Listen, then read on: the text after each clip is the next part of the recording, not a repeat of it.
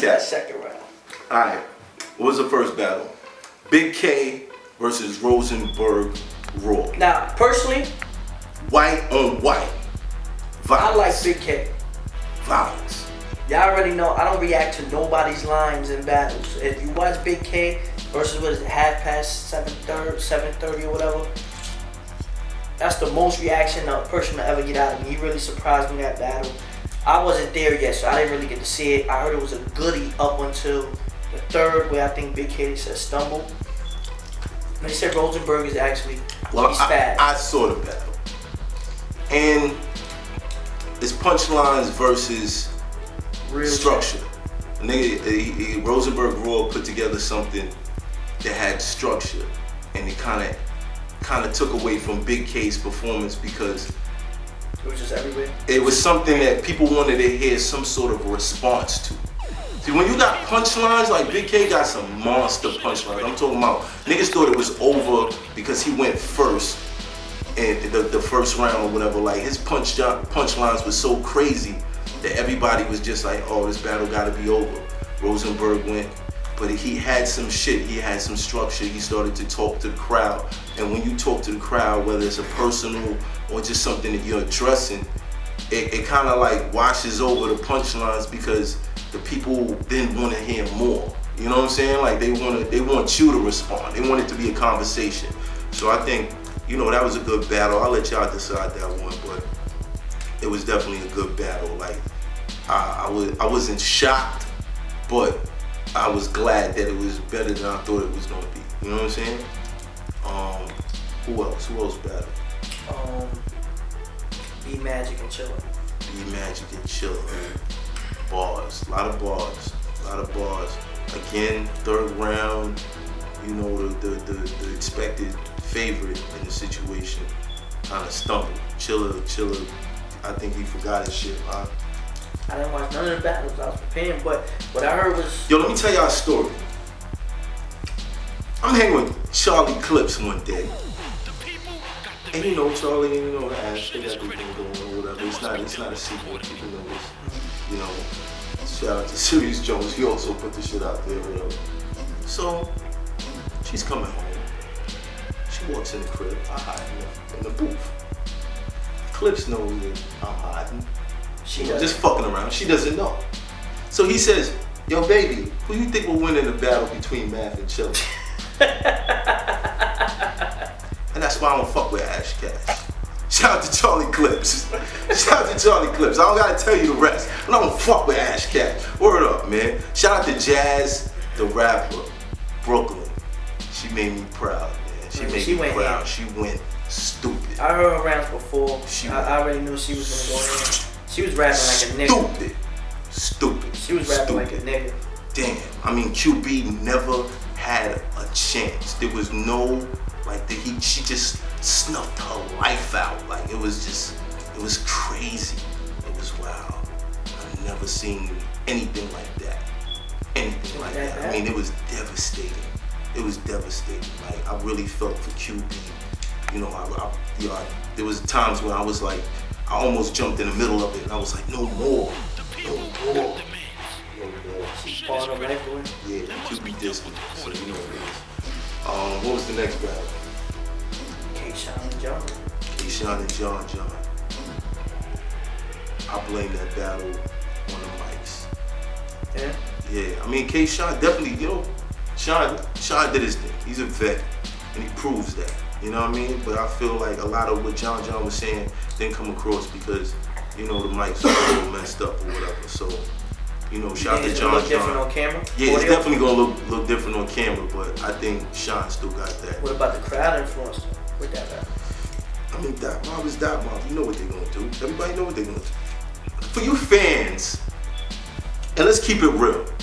Some of y'all watching don't know what's hot if you don't hear a crowd reaction. Like, y'all just watch and whatever the crowd goes, whoo, you're like, oh yeah, that was hot. Some of y'all don't know what the fuck you're listening to. You don't know what you're even supposed to be listening for. Like, and that's pissing me off. That's really pissing me off. Educate yourself.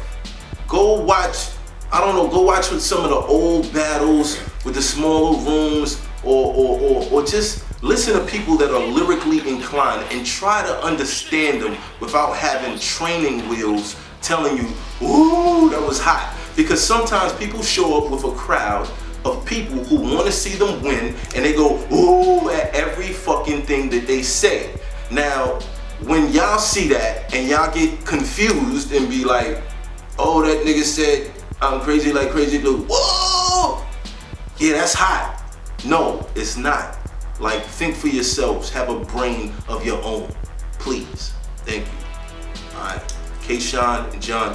I think it's still gonna go towards K-Shine, but I think on the footage, people are gonna hear more of what John was saying. You know what I'm saying? Shout out to Bow Wow, he was also in the building. I look forward to Bow Wow and Young Romeo. You know they going at it next year and all that shit. I told Bow Wow I'll take the winner. It's all good. You know we do what we do. Get that chicken. What was next? That was it, right? That was the headline. I think I left after that. Yeah, I'm pretty sure I left after that. Yeah, we upstairs. Alright. I'm gonna let Cortez talk about this because, you know, now, I'm not feeling the love. I want your opinion. I'm not feeling the love. You want my opinion? I want your opinion. Let me show you my opinion, bro. Oh man. You know, I honestly think Tay-Rock showed up. That's one thing I will give him props on. I honestly think he showed up. Going into the battle, I honestly looked at Tay-Rock as a good opponent, but I just felt like he wasn't diverse enough and touching on as many angles as I would touch on. And I also felt like though it was time for somebody to honestly give him a fair shot. Everybody's fronting on him. Niggas is trying to downplay him or whatever like that. And I feel like the same way with battle rap, even though if I might have a certain type of status or because I battled more important names, I'm not on a high horse. You know, and honestly, I feel like a lot of people are just feeling themselves to the point where they're trying to duck and dodge and pick battles and stuff. And you know, it kind of gets corny after a while. So that's why I picked Tay-Rock. But going into the battle, I already knew. I mean, if you was there in the building, you know I came with bars. And I'm talking about bars on top of bars on top of bars. There's gonna be a lot of lines that y'all gonna stop and y'all gonna replay before you even hear Tay-Rock rap. And then when Tay-Rock raps, you're gonna stop it and you're gonna replay it and you're gonna get everything. You might not get past the first round until like a good 20, 30 minutes because you're just gonna go back and start listening to all that shit we said. The second round, I turned it up even more. I went crazy. The building went crazy with a few lines. I don't want to give away nothing. Tay-Rock's second round was crazy too. I think I got the second round. If the first round is real debatable, so I don't really know. The second round, I think I got that kind of easily. He had some shit. And then the third round, I rebutted some Mexican jokes and shit like that. No, Brad, let's talk about it. Old core, it's the same shit. Nah, it's not really the same shit. My whole thing about people when you write for somebody. If Smack is gonna call me and Smack is gonna say, look, Cortez, I'm going to pay you. I'm investing in you. You have 2 months. You have 2-3 months to write for this person. Then it's okay. I have that much time. I'm getting paid. I'm a client right now. I'm getting paid to do a service. I'm not just gonna be lazy about it and just write about what everybody else is writing about. And I'm not saying that with Tay-Rock. I'm just saying that in general. I'm not Mexican. I love all my Spanish people. I'm Spanish. Even if you have a Spanish joke that's related to a Puerto Rican in some type of way, like, it's cool. You know what I'm saying? Like, I think that applies. You know what I mean? People say, oh, these certain topics are redundant. Like, no, it's a difference. Like, when people say they keep talking about Arsenal with a bus driver, I think it's redundant too. But that's an actual fact. He is a bus driver. So, you understand? It kind of applies. He was a bus driver. Yeah. He's not a bus driver. But you gotta understand, like, in my defense, for bringing up Arsenal being a bus driver. You didn't even touch on it like that. I didn't, and you said, yeah, it's been said. It's been true. Yeah, like you said, but it's true. You know what I'm saying? Like, my type of attack is attack on the reality side of you. The people that like Math Hoffa, people that like reality, they see through all the, okay, there's gimmicks and some of these niggas are up here, they're just good performers.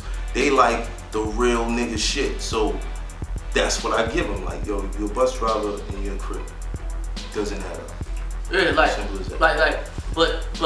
pertaining to it, it just looks at it like this. Like, when y'all see a Cortez battle, rarely do I do an angle that's been said before. You know what I mean? Like with the Holland battle, even with the Suge battle, I came at him about the trick shit, but I came at him in a certain angle, a certain way that no one talked to him about that. You understand? And that's the whole thing about battling. That's what makes it interesting. When I can sit there and I can be like, yo, how can I get to this nigga and talk to this nigga the way no one else is talking to him before? In round 2, with Tay-Rock, I talked to him.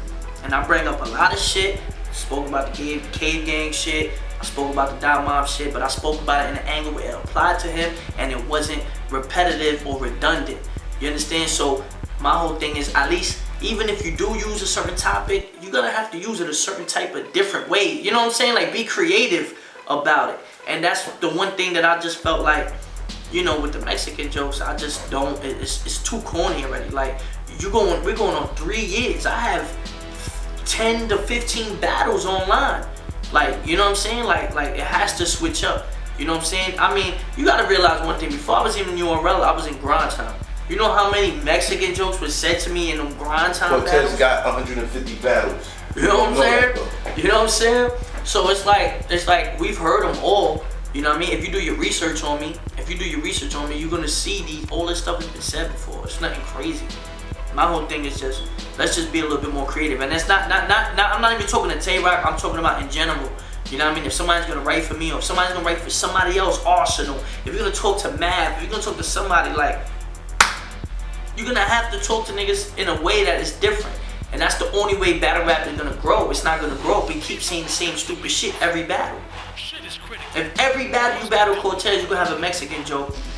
Nobody's gonna get, it's gonna get so tiring, like these battles aren't refreshing no more. If every time you battle Mav Hoffa, you're gonna say dose, it's not refreshing no more. It's like, alright already, my nigga, but this nigga done battled 10 times since then. Talk about something else. And what happens is, when niggas ain't creative enough, that's when you make up for lack of content. You know what, I'ma just settle and I'ma talk about this because I really don't have nothing else to come up with. And I'm just saying, the battle rappers in general, like, niggas is being lazy, niggas is just taking shit for the money. I understand, I'm not telling niggas don't get your bread, get your bread. You know what I'm saying? But at least if you gonna get your bread, give the fans what they want. You understand? Like, niggas is like, oh, Cortez, why you battle Tay-Rock? Oh, he was a step down. Or some niggas is saying, oh, finally you gave Tay-Rock a shot. Whatever it was, it didn't matter. I knew the matchup was gonna be good because of our styles, and I knew we would give the fans a treat, and that's what I did. You understand? We built it up when no one else was building up that battle, my nigga. I was in a hospital. Tay-Rock had some shit going on himself. You know what I'm saying? Shit got pushed back 2 times. Come on, my nigga. We built hype around that battle ourselves, just going back and forth on Facebook and Twitter, and we made it interesting. And we came and we showed up. There's nothing more. There's nothing else more that y'all can ask for. You understand? Like, we came, we was about our bread, we showed up, and we was worth the value. You know what I mean? We knew people came in there for $30, and we didn't disappoint. We didn't choke. Everyone else choked. We didn't choke. That just shows veteran shit, and that just shows that, you know, we appreciate battle rap a lot more. And I fuck with Tay-Rock because, shit, well, we seen Tay-Rock, man, since when I battled Ice, and he been out here in Lions Den, he been coming out here for years. Yeah, like, for years. Niggas really respect Tay-Rock on some shit, even though niggas don't want to give him a shot. Niggas respect him. He's no slouch, you know what I'm saying? That's all it is. But let's talk about that A-Verb. And the Hitman? This shit gonna be ill. Yeah. Because it's like a reverse of battles we already had. You know, when I battled A-Verb, I battled Hitman. he battled Hitman. Now he's battling A-Verb, and I'm battling Hitman. And now we in St. Louis. Personally, I think my battle's gonna be way better, but hey, you know. It is, because Verb sucks.